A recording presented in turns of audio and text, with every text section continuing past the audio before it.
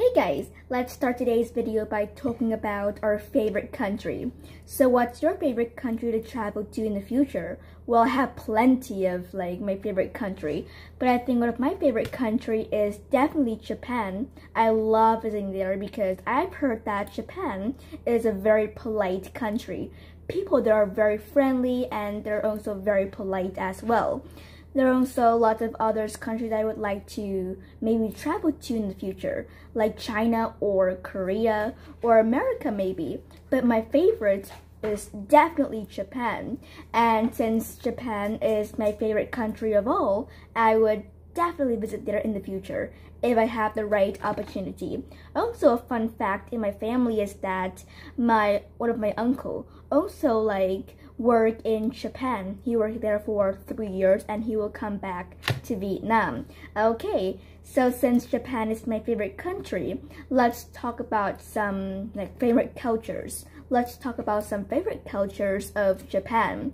There are many cultures in Japan, and here I have listed 4 cultures that I love most about Japan, and also 2 of some weird cultures in Japan. Alright, so let's talk about our first culture, which is the Japanese tea ceremony.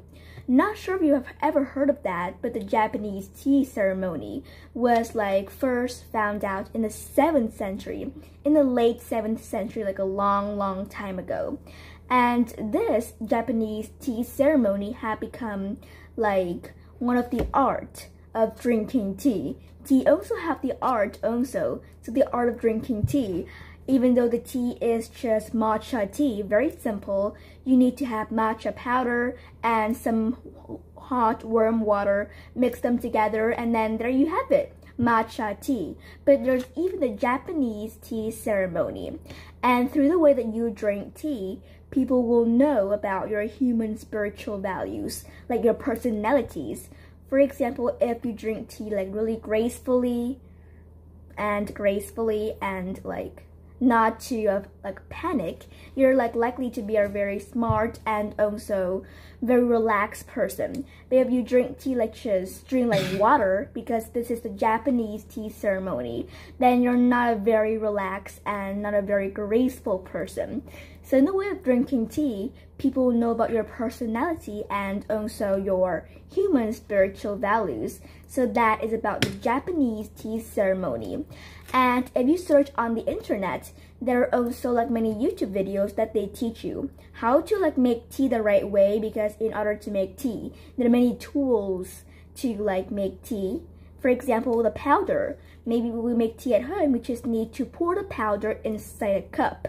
But when we make tea a Japanese way, we will have special bamboo tool to pour in the matcha powder. And then we'll have some tea mugs, and some teapots, some bamboo teapots, or other kinds of materials as well. So there's surely lots of tools in order to make the Japanese tea ceremony. And even though it's just a simple cup of tea, the matcha tea, but it's made a very good tradition and very good culture. So remember, this kind of culture started in the late 7th century, million years ago, and people in in Japan now still keep that kind of tradition.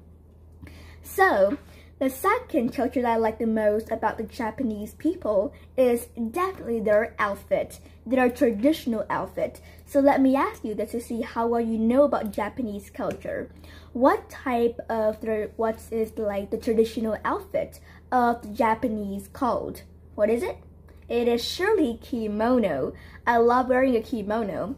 I think I've worn it once before when I went to a ceremony about the Japanese culture. So I've worn the kimono before. It's a blue kimono with birds flying and some flowers. Really beautiful. So yes, that is my second favorite culture in the Japanese culture, is the kimono traditional outfit. Why do I say it's a culture? Because kimono, for example, in Vietnam we have áo dài, right? So in Japan we also have the kimono outfit, and kimono is a special outfit in Japan. I remember a long time ago they used to wear kimono as like daily outfit, just like I'm wearing right now. So they used to wear kimono as a daily outfit. But now, because when we wear kimono and like cooking or clean the house, it's kind of inconvenient if we do so. So kimono is just worn in some special occasion, like some special holiday or special occasion. And if you might ask that kimono is just for women, then you are wrong, because kimono, we also have kimono for men. For women, you'll see some really colorful kimono with red and pink and blue and some really cool patterns on a kimono. But for men, they usually just wear plain kimono, which is, for example, gray or black kimono. For men, they don't have much pattern on it. So that's the difference about the kimono culture. Alright, the third culture that I like the most about Japanese culture is definitely a kind of wine. And this kind of wine is called sake wine. Have you ever heard of sake wine before? It's like a traditional kind of wine and very, very famous in the Japanese culture. So sake is a kind of wine. It's not too heavy, but it's a very light wine, and it's like a traditional wine that is made from rice. Well, sake wine is actually rice wine. It's just like rice wine because it's a traditional rice that they make the wine from the rice also. And there's a tradition in the Japanese culture is that the young will pour the wine for the elders in some kind of party or ceremony. So that is about the sake wine, one of the traditional wine in the Japanese culture. Alright, and the final culture that I like the most is definitely about the communication in Japan. With the communication in Japan, I fell in love with it because often in here we often say goodbye and hello normally to elderly people. But in Japan, it's totally different. They say goodbye in a very, very polite way. They will bend their head down and politely say hello to other people, depending on the type of people. If it's elderly people, they would say goodbye very polite. And if it's just their friend, they will nod their heads very politely. So there are 3 ways to bend to say polite. The first is the normal one. The second is called the saikei-rei. Saikei-rei is the second type of saying hello. And the third type is just lightly bend your head a little bit, because normally, for example, you say hello to your relatives. So the first time you will bend your head 90 degrees. And for the second and third time, you would just lightly not bend your head down. So that is the third way of saying hello. How interesting is it? Yeah, very interesting, and a very polite way to say hello in the Japanese culture. And in the last section is some weird cultures that I really love about here. The first of all is when you ask someone to do something, you will have to say sorry and thank you immediately.